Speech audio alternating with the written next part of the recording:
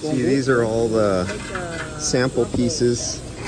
Everything comes in kits to every shop, and when you have your employees, the instructor comes with many projects to do. A lot of little sample plates that you get used to, just the heat and the feed rate of your MIG welder before you go on to the real project. And you'd be surprised, just because you've been doing something for 10, 20, 30 years, it doesn't mean you know everything. And there's new procedures on more modern cars that has to be followed. Old school stuff doesn't get it. And another thing that's going to be happening a lot of is, instead of welding with high temperature, you're going to see MIG welding with brazing.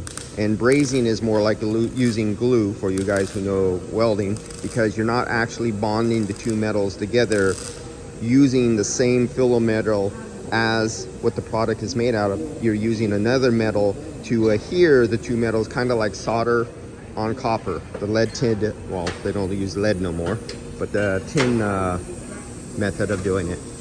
And yeah, more body shops should do this instead of a lot of the shit that I see get done out in the job.